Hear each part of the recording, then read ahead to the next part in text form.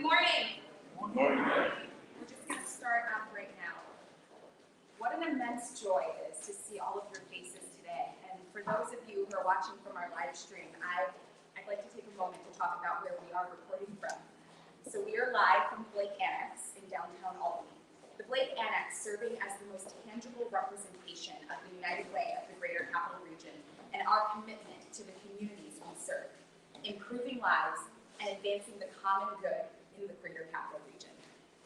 If I've learned anything from this past year and beyond, from the collective trauma that we've all endured in this global pandemic and social, it's that we are stronger together. See a systemic issue? Respond. As a community, we then recover and reimagine solutions, reimagine community, and even reimagine what our work can look like, as Peter Gannon has done with this nonprofit community here at the Blake Annex. Rebuild and ensure that while we rebuild greater than it was before, more equitable than it was before, and more inclusive than it was before. We have the power as donors, volunteers, and community leaders to advocate for those of us in the community who don't. And with that power comes responsibility to this Greater Capital Region community. And I'm the community manager here at the Blake Annex. Talk about respond, recover, reimagine, and rebuild. The Blake Annex is, yes, a physical space where nonprofits work regularly amongst one another, but it's so much more. At the Blake Annex, we work to break down silos, inspire creativity, and we worry about turning on the lights and making the coffee so our nonprofit partners can focus their energy, talent, and institutional knowledge and passion where it is most needed, the communities they serve. We know the power of being in community with like-minded individuals, doing the work on the front line, working to create positive, sustainable change, creating a more equitable, more diverse, more inclusive Capital Region community. And we know that nonprofits work better together. We, the collective we, works better and stronger together. And thus far, we are so proud to be joined by and work with Prevent Child Abuse New York, Cdta Consulting, Mom Starts Here, Girls on the Run, Big Brothers Big Sisters of Greater Capital Region, League of Women Voters, Community Healthcare Association of New York State, Council of Family Child Caring Agencies, and SOS Children Villages. These are the aspirational hand raisers who can imagine, reimagine what work could look like better, and have come to discover that being amongst like-minded, driven individuals such as themselves not only impacts the quality of their work environment, but the quality of their work. The Blake Annex is a game changer. Already, we can see organic collisions occurring in these hallways. For example, two of our United Way of the Greater Capital Region change makers also work alongside us in this community, and we're able to meet here in this space designed for that purpose. Coretta Kelly, CEO and founder of Cdta Consulting, a patient advocacy and healthcare literacy organization designed to help BIPOC individuals navigate the inequities and disparities in the healthcare system, and Kyla Schmidt, Executive Director of Mom Starts, the organization designed to aid women in unplanned pregnancies and connect them to resources available to them in the Capital Region community, met and discovered that their work and their missions were so aligned that they should collaborate. And this collaboration has allowed for more funding. DK has expanded from a team of 2 to a team of 8. And Kyla served as a panelist at CEK's inaugural Health Empowerment Conference held here at the Blake Annex. This is the power of community. Speaking of which, I not only wear a lot of hats here at the Blake Annex, but also at the United Way of the Greater Capital Region. And I couldn't be more excited about my newest one. It is an honor to be on the United Way's inaugural campaign cabinet. We're going to have the most impactful campaign because we are stronger together. And this is the power of community. Thank you, Dr. Lee McElroy, for your leadership in this effort. It is an immense privilege to work with you on this. We have a full meeting ahead of us, so I'd like to take one last chance to thank you for joining us today in this beautiful space. Thank you for your tireless pursuit advocating for this community. And if you want to see your work tripled in efforts, come see us down at the Blake Annex. We have memberships available. And it's now my privilege to introduce Chairman of the Board and CEO of Cdta, Carm Basile.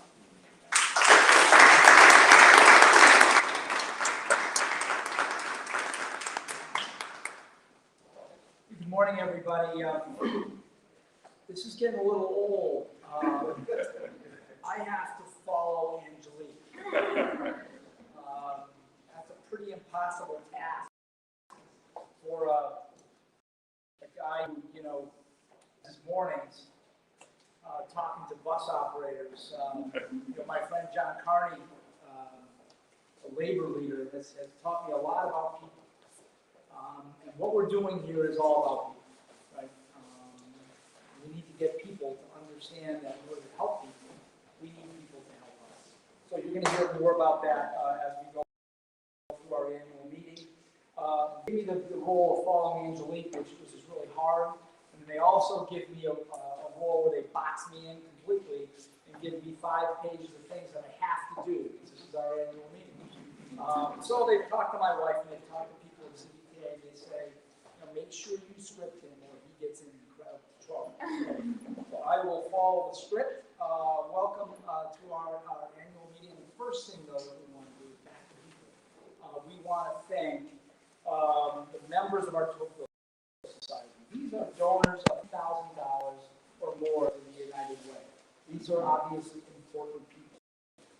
They really help us to keep the place going. I want to acknowledge them individually. Some of them may be here.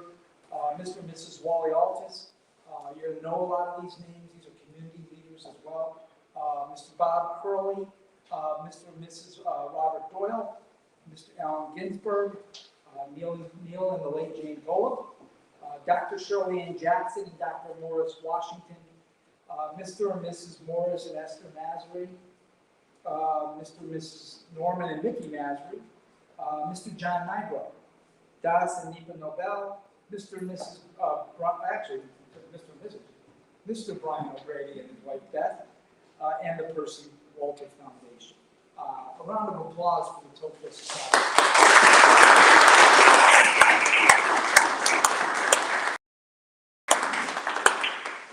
So forgive me, but I'm completely boxed in. Here we go.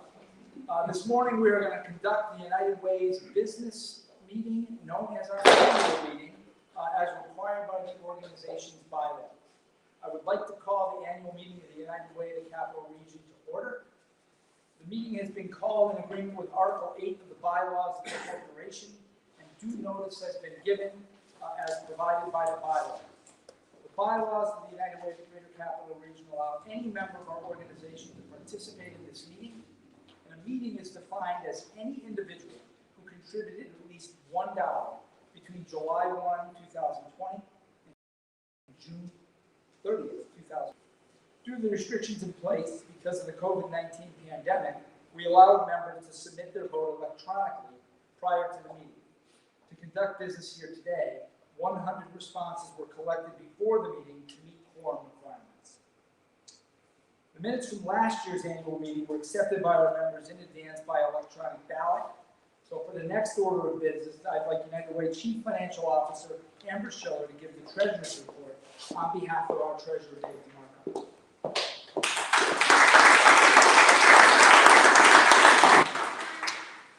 Thanks, Carm. The current slide provides a brief financial summary of the organization for our fiscal year ending June 30th, 2021. The annual audit and preparation of the IRS Form 990 and the New York State Charter Fund year ending June 30th, 2021 is actually underway this week, and the auditors are here. And it's expected to be completed by November. Our independent auditors are from the Bonadeo Group, and they are available to discuss the statements with the Board of Directors at any time. They also present the statements to our audit committee and our executive committee after they are done with everything. The audited financial statements Form 990 and New York State Chart 500 will be posted publicly on our website later this fall. United Way is committed to being a leader in the nonprofit sector. So that requires working continually on improving our transparency, accountability, and quality in our governance. As part of our accountability, we have the audit committee that reviews all of our internal processes, and controls and reports any findings to the board and/or auditors. And this concludes the report.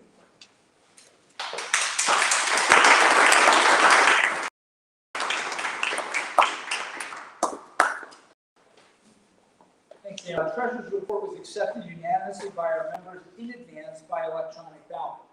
At this time, I'd like to ask Todd Kerner, Chair of the Governance Committee, to present the Governance Committee report. Todd? Good morning, everyone. Thank you. In accordance with the Articles of Incorporation and the laws of New York State, public notice of the election of board members is placed in local newspapers, and the following nominations to the Board of Directors of United Way, the Greater Capital Region, to serve a 3-year term were made. Okay. Richard Asner, Anne Marie Bedard, Frank Kinsavage, Erica Coppola, Carmen Massarello, and Ramel Wilson. I would be remiss if I didn't mention that Frank and Eric are both returning to the board after a 1-year hiatus. They were each on the board from 2014 to 2020. The new board members up for election were accepted unanimously by our members in advance by the electronic ballot. So we're going to go on now to the Governance Committee, which I'm chair of, and I also want to be remiss if I didn't thank everybody on the Governance Committee for their efforts. Presents the following slate of nominees for re-election to the Board of Directors of the United Way of the Greater Capital Region to serve a 3-year term.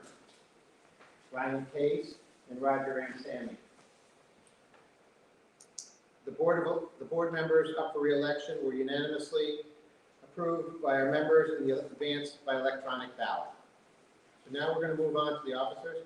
The Governance Committee presented the following slate to election of the to the offices of the corporation to serve 1-year terms.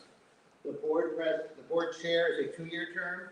The names of the officers nominated are listed on the screen and as follows: Carmen Zeal, chair; Brian Sano, chair-elect and vice chair; Reverend Michael Aaron Poindexter, vice chair; Ryan Case, vice chair; myself as vice chair; John Kearney, secretary; Dave DeMarco, treasurer; and Brian O'Grady, past chair. Now I'll turn it back over to Carmen. We're going to add that because there's a couple of back and forths here, rather than us. Okay. I mean, I'm a pretty good jack in the box.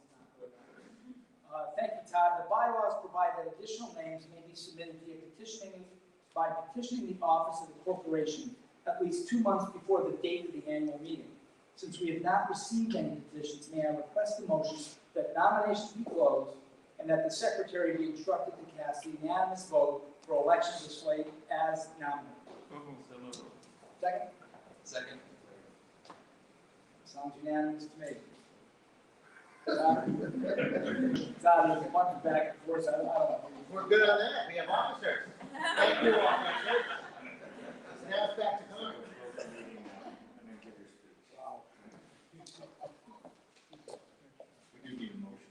We do need a motion to close the meeting. Second? Second. All in favor? Unanimous again. That's how I re-roll in unanimity here. Hey, forgive us. It's a requirement of our corporation. It's important, that we get our board and our officers in place. And I thank you for your patience.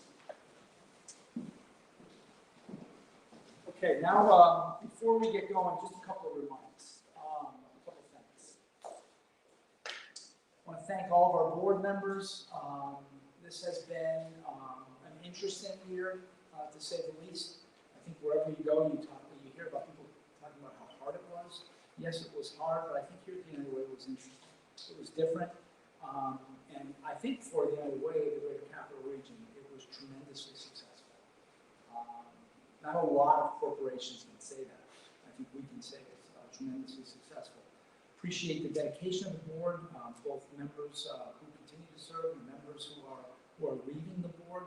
It has not been easy with all the change that we have seen to keep our board together and to keep us sort of on the same track and to understand what's important to the company. So I thank you for your faith in me and re-electing me to another term. I enjoy this work. It's important. And we get to touch the lives of a lot of people in a lot of ways. So thank you very much. To Pete Gannon, he's more than a CEO to me. He's become almost like, you know, my little brother. I'm smaller than he is, but we have, you know, regular conversations about the work of the United Way, you know, what's going on in the capital region, what's going on in sports. You know, he didn't see the 2-2 pitch last night. It was a strike, by the way, for the Red Sox. It was a strike.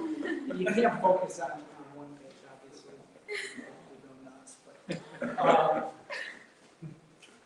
get right back at it today. You got till 8. Right. So what time? Till 8:40. You got another 16. Oh, great. Well, we can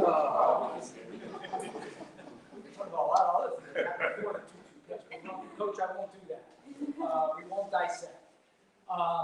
But Pete is like a brother now to me, and we go back and forth, and we don't always. And the beauty is, and you know this all from good relationships, we don't always agree.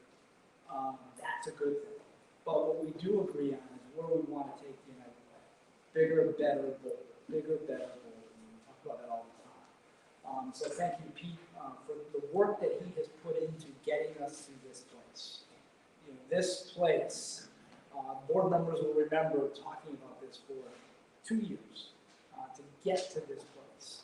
We're here now, and I think it was the right decision. And then secondly, and most importantly, thank you to the graduates, you know, to the staff who every day are here pounding it out,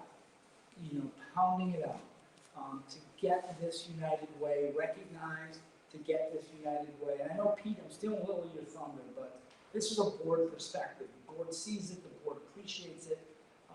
Your hard work, your dedication to this organization and to the causes, not cause, causes that we support is remarkable, and I want you to know that it's appreciated. Everything that you do is appreciated. So a big round of applause.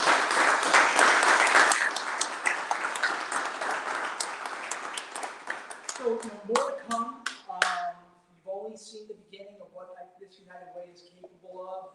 We've got the right leader. We've got the right staff. Our time, I think, is now. I think we're well positioned for continued success, new things, better things. Thank you all for coming. Thank you for supporting us. We do appreciate it. So, without further ado, sometimes he thinks of himself as the star of the show, but he's not. He's just a dad, as he told me. He's just a dad, you know, trying to make a living, trying to piece it all together. But he's done a darn good job of making a living, piecing it together here, and we're really proud of him.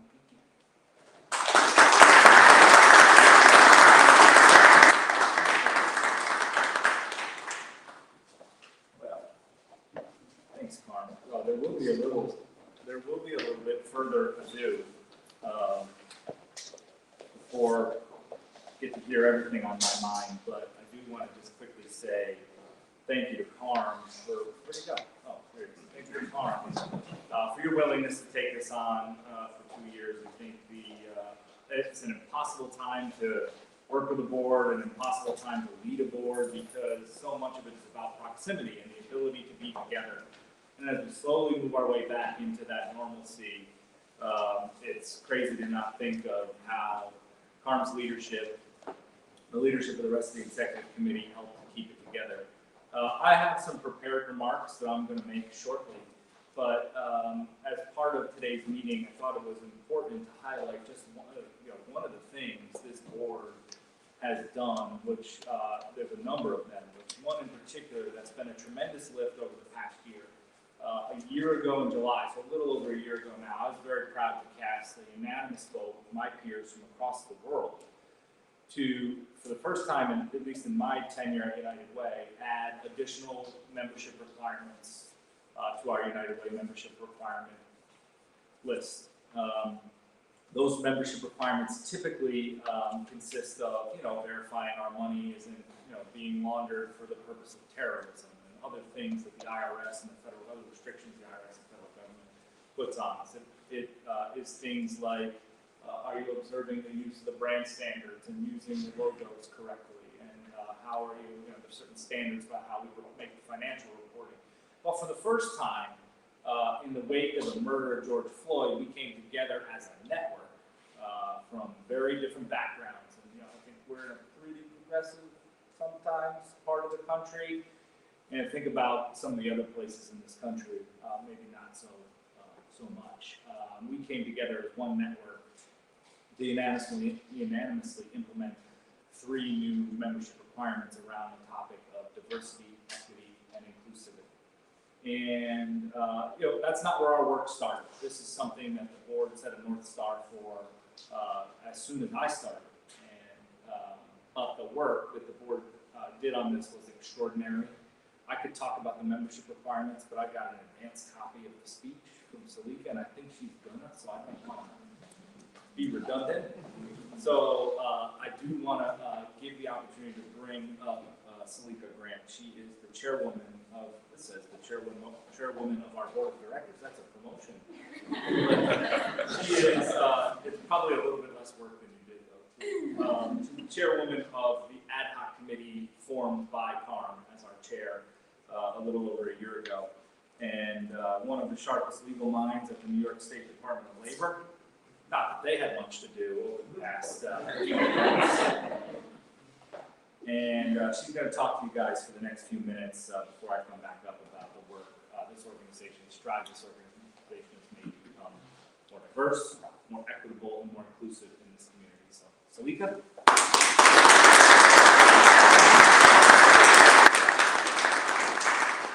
Good morning, everyone. Thank you, Peter, for that wonderful introduction. Your card will be in the normal spot. So again, good morning, everyone. And so thank you to Carm and Peter for your leadership. It was an honor to be a part of this inaugural committee dedicated to such important work. I'd like to thank the other members of the committee who, for the last year, have worked tirelessly to try to work collaboratively to create goals and achievement milestones for our organization to aspire to. But with your indulgence, I want to take a moment to highlight a few of our accomplishments that we have reached over the past year. The first was we were charged with the goal of developing, maintaining, and publicly posting an organization position that upholds all forms of racism and ethnic discrimination. So I'd like to take a moment just to read this to you because we had much discussion and I believe it's a great accomplishment. So our new commitment, diversity, and equity inclusion statement reads as follows. United Way of the Greater Capital Region is committed to embracing and advancing diversity, equity, and inclusive excellence. As an organization and community partner, UWGCR seeks to work collaboratively with members of ethnically, racially minoritized, international, LGBTQIA+, and disability communities, as well as diverse gender identities, socioeconomic backgrounds, religions, and political beliefs to create equitable and inclusive spaces and opportunities through intentional and impactful practices. We achieve this goal by addressing and combating systemic, institutional, and historical barriers. Collectively, we acknowledge that diversity, equity, and inclusion can only be achieved when we recognize, create space, and listen attentively to individuals from historically victimized groups as equal partners. Additionally, we strive to develop and implement policies and systems grounded in anti-racism. To this end, we commit to intentionally creating pathways for individuals of historically minoritized groups to be included in leadership, planning, and decision-making roles, including business opportunities with UWGCR and partner institutions. We maintain that building, strengthening, and sustaining diversity, equity, and inclusion in our community and society requires an ongoing commitment that is fully expressed and supported in organizational culture, values, norms, policies, practices, and behaviors. So the reason why I want to take a few moments to highlight that is because, as you can see, our statement is a little longer than what you might see on other websites that say we are committed to diversity, equity, and inclusion. So going back to the words that Carm said, we are bolder, we are bigger, and we are better. But more importantly, we are intentional. We are intentional about our work. We are intentional about our mission. We are intentional about what we're going to be able to provide to our community with support to our partners. So we want to encourage all of our members of our organization to be intentional about the work that you're doing in your individual areas, because together as a community, we can make and effectuate change. So we are proud of this statement and hope you will take a moment to go to the website, screenshot it, pin it in your offices, and use it as a mantra, because this next year is going to be powerful, impactful, and intentional. Our second goal was to ensure that all staff and the board directors were trained in the concepts of equity, inclusion, and diversity. So the staff they completed their training successfully on Monday, September 13th, and the board training completed their training on Friday, September 24th. And again, I just like to note that even though the trainings were mandatory, it isn't under duress. This is work and a commitment that the board and its staff and the organization has committed to. So while we say it's mandatory, no one's coming kicking and screaming. We all want to be able to educate and learn so that we can better do the work that we've committed to doing. And then finally, the goal was to move in a way of partnership. And so through that, we have developed to use racial and ethnic equity as one of the criteria in making community community investments. So we've partnered with the CWIC committee to further this goal. So that work began, it was focused in the 2021 Focus Investments and 5 to Watch program. And that led to a 40% increase with regards to funding, which is great because it connects to the change makers. So already in a very short period of time, we have already changed how we view our partnerships, changed how we've done grant funding, applications review, and engagement in the community, and already we've increased our efforts and been successful by 40%. We know that the work is going to only be elevated from there. And then finally, we did do a survey because it's always good to have a starting point of education so that you can have conversations. So we asked the board to participate in a diversity survey so they can give us their educational and experience backgrounds as it relates to these concepts so we can be more intentional about our discussions. And I'm proud to say that we got 19 out of 23 members to respond to the questionnaire, and we're going to use that as a basis, as a way to collaborate more effectively with our community partners and to educate further. Thank you for your time this morning, and back to you.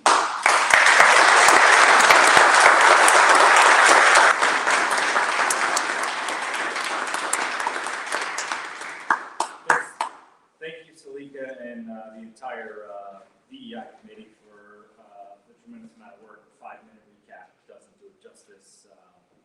And I think, Carmen hit on it, Salika added to it.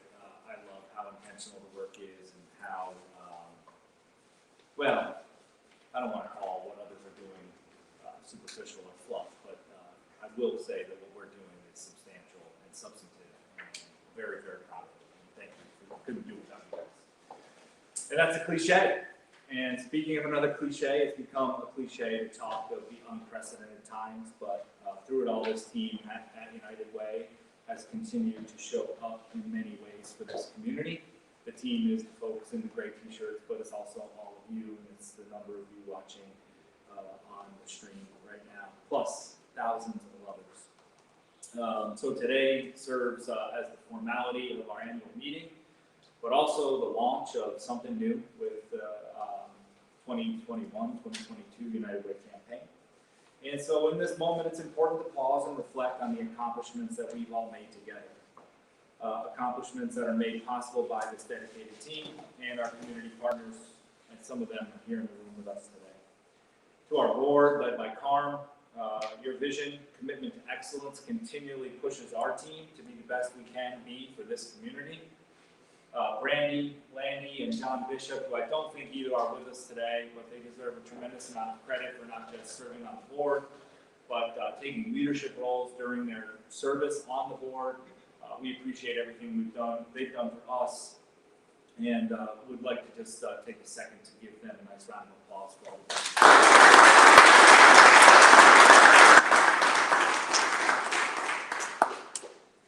And to this is funny because I have a 3-year-old, and when we meet two people with the same name, the second person always becomes other. So if we met two Peters, it'd be Peter and other Peter. So to other Carmen and Rich, Romel and Annie, thank you for your willingness to get into this fight in such a meaningful way. Each of the four of you along the way, whether I've said it or not, have personally inspired me along this journey and this work. And I'm just so excited to see it's a huge commitment and to see very busy individuals with so much on their plate carve out time to make a meaningful difference for this organization.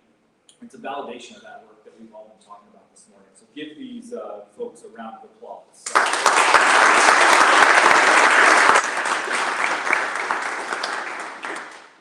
And Frank and Eric, I don't know what you two are thinking coming back, but we appreciate it nonetheless.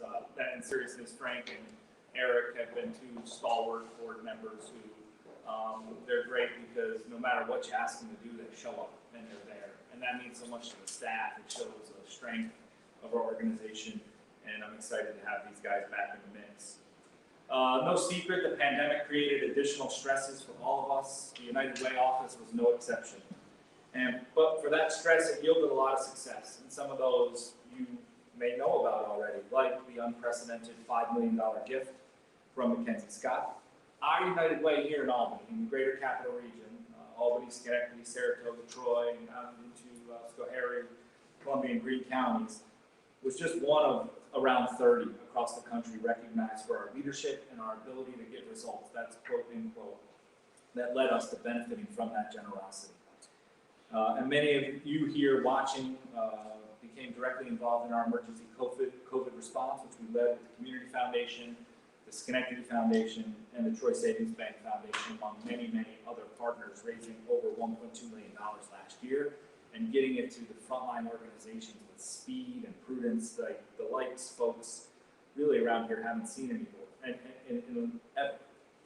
And that went to frontline organizations like the Regional Food Bank to make sure the food supply was where folks needed it. Are there any volunteers here who supported the Regional Food Bank? I'm just kidding, because I saw Mark Emanation in the back, who was militant in his approach to delivering food to the people in the capital region. And Mark's on our campaign cabinet this year. He's a tremendous labor leader, and I hate singling people out because inevitably someone gets hurt feelings, but I would be remiss if I didn't single out Mark for single-handedly his leadership in emergency food distribution. So give Mark a nice round of applause.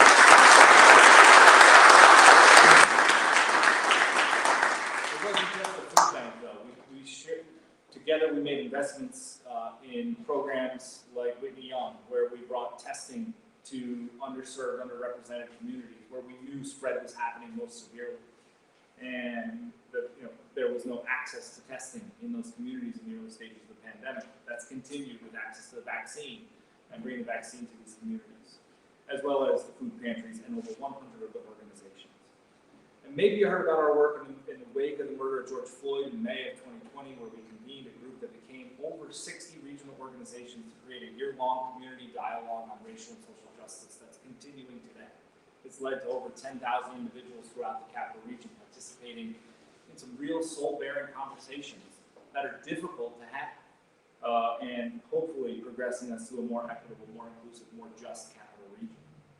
To where I stand today, here at the Blake Annex, where as of today our team's working alongside a dozen of other capital region not-for-profits, or as many of us in the industry like to call them, for-impact organizations. And yet, even still, there are things our team is doing that you can't see. And if you'll indulge me for a second, I want to peel back the curtain and give credit for some of these things that are happening. Like, under the leadership of our CFO, Amber. Where's Amber? Just recently named one of the Resourceful Women of the Year by the UWGCR. Give Amber a little bit.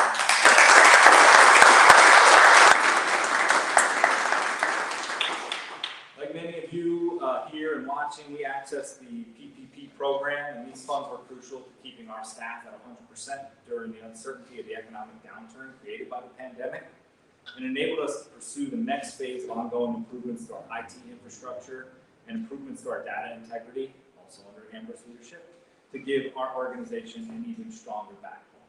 So Amber and her team, give them a round.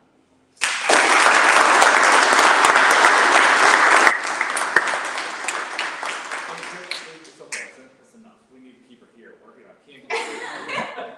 Community impact, our Chief Impact Officer, Claire Reed. Claire starts a job in the middle of the pandemic. I have no idea how this is going to go. I have no idea. And I just couldn't have scripted a better outcome for the way she's performed. But her and her team are quite frankly like the Avengers of changing lives and changing communities. Some of you are probably like, who are the Avengers? And you clearly don't have 6 and 3-year-old boys at home. Look them up. They're superheroes. And that's what we have here at United Way. The reforms they've implemented have made us a more inclusive and more representative United Way. The North Star this board set at the start of Carm's first term 2 years ago. But don't take it from me. We've got statistics. Under Claire's leadership, we have broadened our reach across the entire 7 counties that we serve, which has been very important. We had, in last year's funding cycle, of the organizations funded, 54% of those organizations had operating budgets of less than $1 million. But what does that mean? Well, I can explain it to you, I think, pretty clearly. We've maintained our commitment to long-standing partners that have the wide reach across large sections of population, right? Think of your Unity Houses and your Trinity Alliances and your Mechanical Area Community Service Center and SCAP and Schenectady. Those long-standing partners, we've fortified that relationship. But we've also formed new partnerships with organizations that are going deep on a city block or in their community to create the real long-lasting change that is changing lives and changing communities. In fact, 45% of our applicants during last year's funding cycle were first-time applicants to United Way. That's may seem insignificant. That represents a remarkable amount of outreach and labor to form new partnerships and new relationships that I'm personally very proud of. And we had a 4x increase in the number of applications from BIPOC and women-led organizations. And this, I'm happy to see organizations take the wake-up call of Minneapolis and the killing of George Floyd to sustain conversations about racial and social justice. But this has been a years-long effort here that we've been building on and building on and building on. And so, what that does is it puts us in position as leaders to enable things like the Changemakers down. Claire's tribute is going on an awful long time. If anybody else, I just realized how long Claire's tribute is. Claire's tribute's going on a long time, but it's justified because Changemakers was this example of where we need to be going in philanthropy. If you thought Mackenzie Scott's giving was revolutionary, you're right. It is revolutionary for philanthropists to give without restriction large sums of money to organizations on the ground level doing work. And we applaud that. What's even more revolutionary is for funders to check egos at doors, come together, and make things really simple for the folks who are trying to access those funds. And that's what we did with the Alliance for Better Health when we created Changemakers, which was a build-off of 5 to Watch, which we launched in 2019 to amplify leaders from traditionally marginalized sectors of segments of racial diversity. And that first group of 5 now grew into 13. The grants got bigger. The support around the grants is more substantive, and it's leading to breakthroughs like the ones Angelique described in her remarks earlier today. So give Claire and her team at CI a round of applause.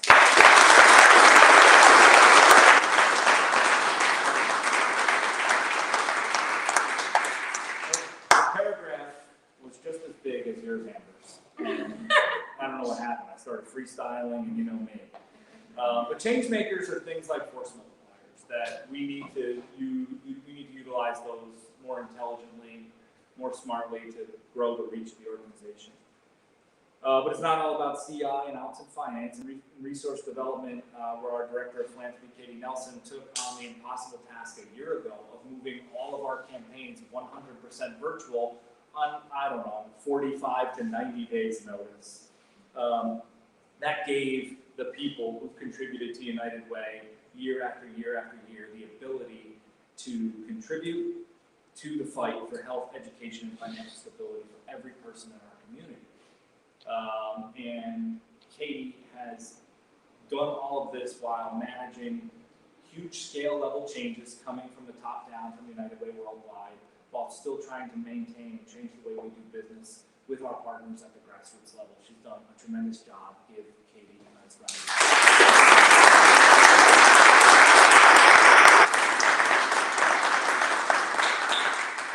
As there's a team behind me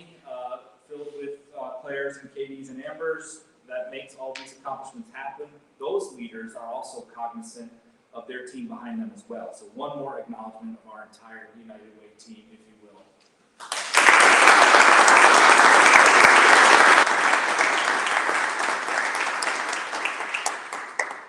And so reflection is great, but it's important that you know you don't pilot a rocket ship looking in your rearview mirror. You need to be looking forward out of the big glass. So we're continually looking forward to breaking new ground. This year we have an ambitious goal for this campaign of $5 million. $5 million from the community for the community. And it's why I love working at United Way. The simple act of giving means that being a philanthropist is accessible to everybody.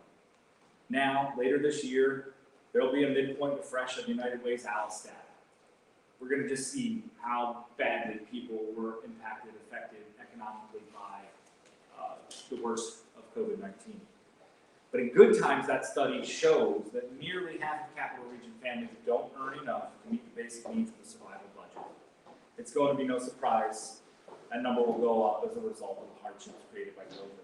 However, something I've heard, and I've been using it, I've been bringing it with me to every campaign stop that we've done along the way, and I find myself repeating this over and over again as we launch campaigns and talk to community stakeholders, is that during the pandemic, we here at United Way, the collective we in this country, we lifted more families out of poverty than at any other time in the history of the country. The problem being that the programs that did it have ended or will soon be ending. So while we're pushing hard for policies that strengthen our families and invest in our kids, we're ready to do our part from the community for the community. In many respects, this campaign is the most important we've ever run. It's a campaign where we emerge from the crisis that we can truly assess the severity of the damage, find the ways we can show up for our partners and the people of the Capital Region.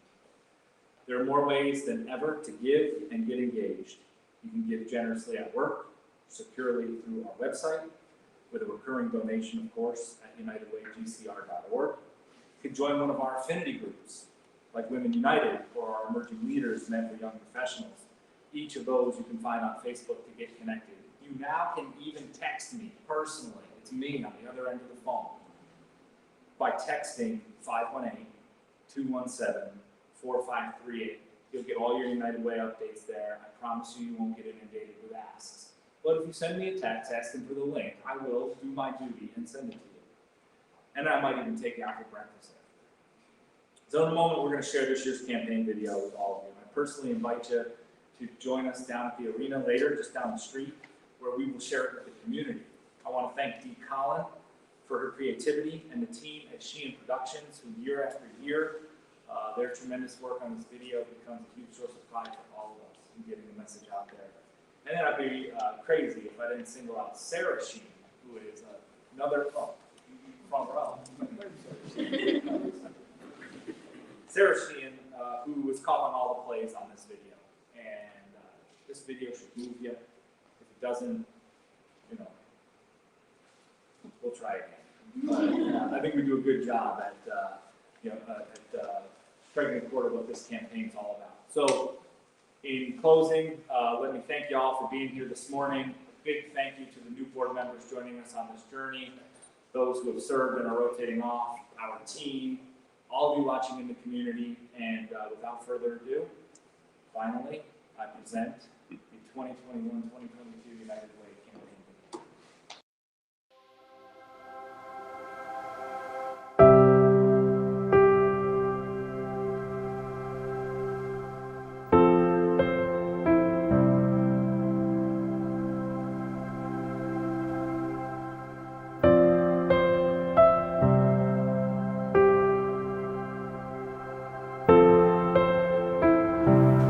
When we recover, we start as a stone, unfinished and flat.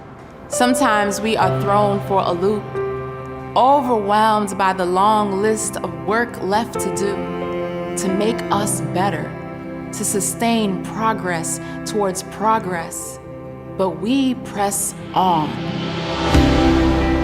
Sharp enough to cut water, we collaborate and hope, we innovate and cope, we build solutions in a vast void, strengthened by our community, our collective consciousness. We tap into the heart of change and healing.